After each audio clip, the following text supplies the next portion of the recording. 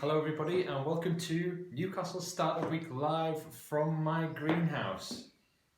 Not something I ever expected to be saying, but I'm happy to be here. A bit unusual that I'm in my greenhouse, but it's quiet, I'm out of the way, no one's going to come in here looking for me, especially my kids, so why not? And I felt a bit daft standing in my garden shouting about what I do for a living. My neighbours thought I'd gone mad. It's quite a nice night and there's a few of them sat outside. Anyway, without further ado, so my name is Tim Ward. I have a company called Bid and Research Development and a company called Opportunity. We specialise in identification and securing of public sector tenders. So today I'm going to talk to you about public sector opportunities, about how you can work with organisations like the NHS, with local authorities, with housing associations, emergency services, how they advertise their opportunities and how you can be ready for them. There's never been a better time to be considering bidding. I'm not just saying this because it's my profession or it's in my interest or whatever, genuinely, and I'm going to explain why and how you can get involved too. So the size of the opportunity is massive. The public sector spends £264 billion every year on products and services from businesses of all shapes and sizes. Lots of people say, but aren't these opportunities just for big businesses? Well, you might think that, but actually they're not. So of that 264 billion, which equates to around 22 billion a month or 5 billion per week, a third of that is spent with small and medium-sized businesses. So that's not just they would like to, there is a genuine initiative in place to make sure that a third of all public sector spending is with small and medium-sized businesses. Now, that's quite a lot of money. That's £88 billion a year in the UK, which equates to over £7 billion a month, which is £1.7 billion a week. £1.7 billion a week is being awarded and spent by the public sector with small and medium-sized businesses, anything from a one-man band right up to a company with 249 employees.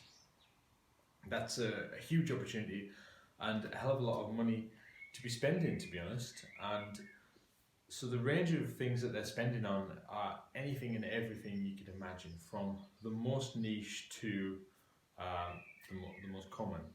That can be anything from cleaning windows, laying paving, building new buildings, putting down flooring, support services for employees, HR support, finance support, accounting support. It could be anything and everything. Cleaning buildings, building buildings, knocking buildings down, consultancy about knocking buildings down, anything and everything you can imagine that the public sector is spending money on goes through public sector tender process, which I'll get onto in a minute. So the size and the range of services and opportunities out there is genuinely massive, and it is for everyone. So how there's this great opportunity. How do you do it? How do you win? Who can win? Why isn't everyone winning? Well, the thing is, most people don't know about it. Most people don't know where to find the opportunities. Most people don't know how to win the opportunities. Most people are put off by the size of the task ahead of them to try and win the opportunities. So I'll try and demystify a few of the common issues and concerns that people have. So the first thing to think about is there's this massive amount of opportunities. And great, I'm going to win £1 billion of a contract. Now, that sounds crazy, and it is. The public sector isn't that daft. So there's some general ground rules around the size of contract that you can win. Usually, they will award contracts worth up to about 40% of your turnover. So if you're a new business and you go in for a £2 million contract, they're probably going to say no. It's too much of a risk. They want to give people contracts that they know that they can comfortably deliver. So that, but the contracts tend to be longer term. So a contract to do electrical maintenance on a council building, for example, the contract might be worth £40,000 per year, and it might be a 3-year contract, so it'll be advertised at £120,000. So if your turnover is £100,000, you can comfortably bid for that, because £40,000 per year is 40% of your turnover. So that gives you a ballpark idea of the types of contracts you can bid for and the size of contracts you can bid for. There is exceptions where there's a thing called framework contracts. Framework contracts are like an approved supplier scheme, so they'll choose maybe 4 or 5 different suppliers. They'll put them on what's called a framework, which are approved suppliers that have been vetted, they've proven that they can do a good job, and as and when they're needed, they'll go to those 4 or 5, ask for a quote, and choose one to deliver the service. In that case, the framework can be worth many, many millions, and your turnover might be a couple of thousand, but you can actually pick up lots and lots of smaller jobs over the time period. So the financial restrictions don't quite apply in that case.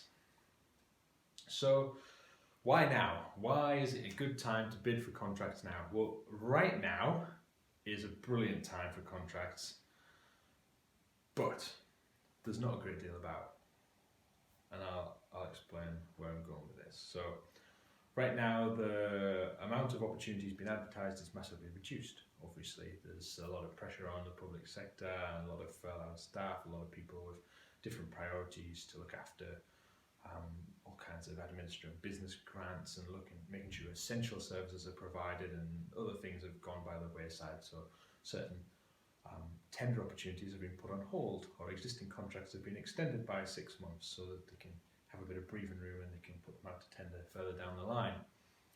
But there's some things that are going out to tender and have to go out to tender. And there's some statistics that look at how many people are bidding for contracts. The amount of people bidding is 80% down on the usual numbers. So if you normally get 10 bidders, you're getting 2. So if there is an opportunity that aligns with your service or product, now is a great time to bid if you can find the right opportunity. But it's not just now. Once we are out of this, there is an anticipation. I was reading a research paper from a procurement organisation which said that actually they believe that beyond the main kind of lockdown of COVID, the number of bidders will be reduced to around 50 to 60% of the usual number of bidders. And it explained the reasons, saying that many organisations are focused on, rather than growth, are actually focused on stability and trying to think about how can we get operations up and going. They've got a number of operational issues and bringing people back from furlough, and maybe they've made some redundancies, so business owners or leaders of the business are under a bit more pressure and doing more operational delivery. Unfortunately, a lot of businesses have actually gone out of business. So they reckon that there'll be a massive reduction in the amount of organisations bidding. And what I've just told you is a lot of contracts have been extended and procurement opportunities put on hold. So in maybe 6 months' time, there is going to be an avalanche of tender opportunities and a reduced number of bidders. So great opportunity for anyone looking to bid for contracts. You have a better chance of winning those contracts when they arrive than you've ever had before, really. Still feels surreal that I'm studying my greenhouse talking about bids, but hey, keep going. So the good thing about public sector contracts is they are usually on average 3 years.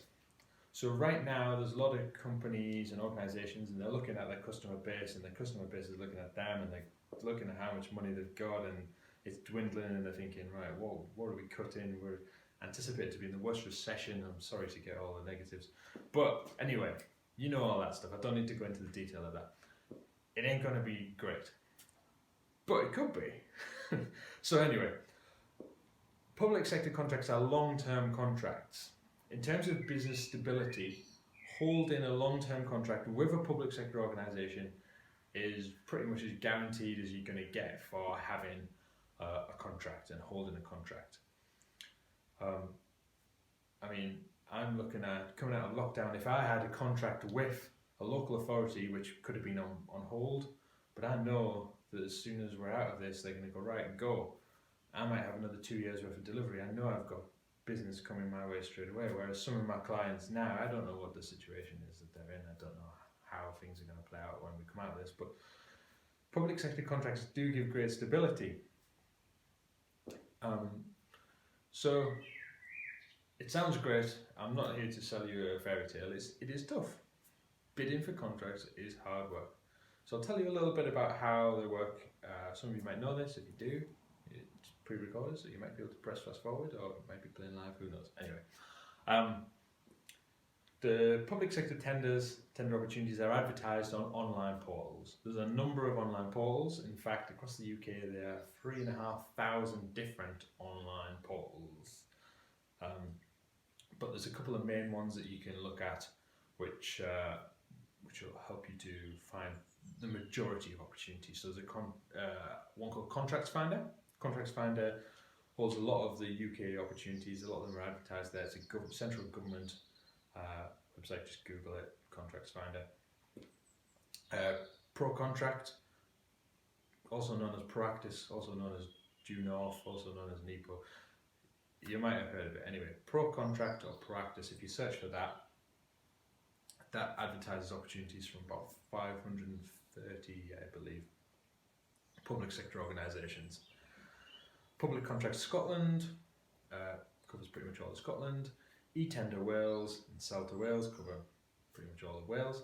And then there's one called TED, Tenders Electronic Daily, which advertises opportunities from right across Europe. They tend to be higher value opportunities, but it's not the most user-friendly website. But by all means, have a look on TED, Tenders Electronic Daily, for the official journal of the European Union. But I won't get into all of the jargon anyway.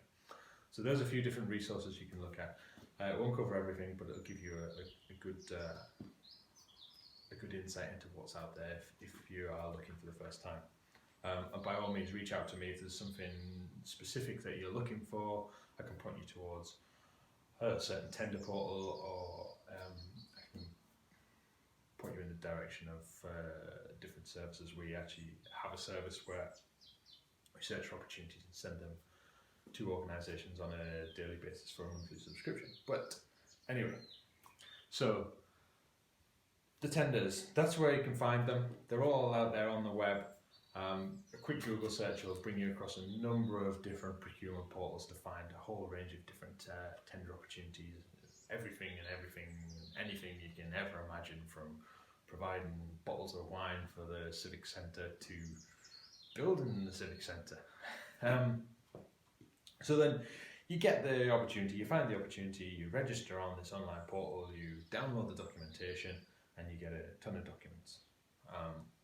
It can be quite daunting, but actually if you read the introduction, it will tell you which ones you need to look at, what you need to do, what the service is to provide, and you can very quickly get your head around it. So don't panic by how many attachments there are, because it's not as complex as it seems. The main thing that you'll need to fill in is general information about your business, who you are, have you been convicted of this, that and the other, have you got accounts for the last few years? If you haven't, can you provide some kind of forecast or something to demonstrate business stability? And then a number of declarations. Have you been trying to bribe the council? Have you been convicted of bribing a council before? Assuming you pass all those things, you can move swiftly on to the actual questions. The average tender is broken down into two different parts. So you've got the compliance, which I've just talked about, but then you've got the two separate parts. You've got quality and you've got commercial. Commercial, as you'd expect, is the pricing. So it'll tell you what they want. They usually have a spreadsheet, fill in the numbers, plug in your pricing, and away you go. Typically, a mistake that people make is they'll put in their standard pricing for their service as if someone was buying it as a one-off. Tenders are a little bit more competitive, price-wise, because you've got to consider that you might be getting a long-term contract, or you might be getting a significant piece of work from an organisation that's pretty much guaranteed to pay, as long as you do the work, of course. So you need to be a little bit more competitive than you maybe are on a business-to-business basis or a business-to-consumer basis, on the basis that you get in volume of work and security of work. But we don't give a great deal of advice on commercials. That's as far as I go. The other side of it is the quality submission. The quality submission is a written submission. It's typically around 6,000 words. It can be a hell of a lot more, can be a hell of a lot less. And it's things like explain how you'll deliver your services, how you'll manage health and safety, how you'll manage resources. A whole different. The questions can be different every single time, depending on the priorities of the service. It might be, tell us how you're going to mobilise the contract and deliver the contract. Tell us some case studies of examples of what you've done before. Give us some CVs of people that have delivered the contract, or will deliver the contract, sorry. So each one's really specific, and it'll have some questions specific to what they are looking for and what their priorities are. So we've put together a document which should be available above, below, who knows, somewhere in this internet world, within this wonderful Facebook page that Paul and the team have put together. There will or might or could be a document which is a bid ready checklist. So you can have a look at that, and it'll tell you some of the basics of what you need before you start considering bidding. So it'll be things like, have you got a health and safety policy? You might want to put together some case studies that'll prepare you for answering some of the questions. You might want to consider, have you got your accounts ready? If you haven't, have you got a profit and loss or a forecasting sort of spreadsheet put together, or can you put one together fairly quickly? I'll say quickly. The average tender process from release of an opportunity to submission of your proposal is usually around 30 days. Which sounds like a long time, but it flies by when you sit there thinking about the bid and thinking about the bid, and then before you know it, it's upon you. So that's a free resource there. If anyone's got any questions, it should have my contact details on it. Get in touch. Happy to go through it and give you some more advice, clarify anything. But any questions at all, I'm happy to help with that. So hopefully that gives you an idea of public sector tenders. Maybe it's something you'd not considered before, maybe it's something that you do, and it's just made you have to think about how important it might be over the coming months because of the reduced number of bidders.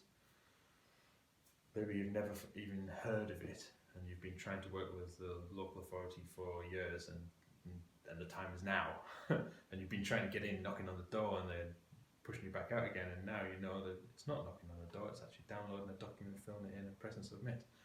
You're not actually allowed to talk to anyone because that would be called collusion, and then you'd be disqualified, and I'm going on and on. So hopefully that's of use to some people.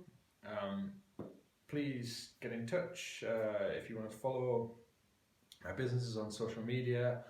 We've got Bid and Research Development, Bid Writing Consultancy, and we've got Opportunity, which is opportunity without the TY on the end, which is our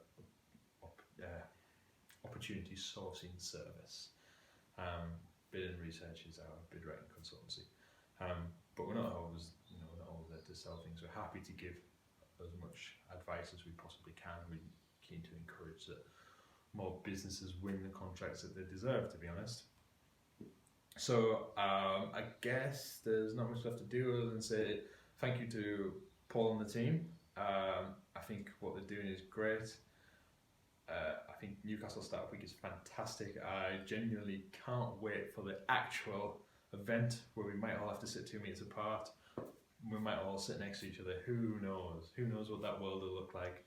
Either way, I'm excited for it. Paul always puts on a great show. He has a great team that work with him.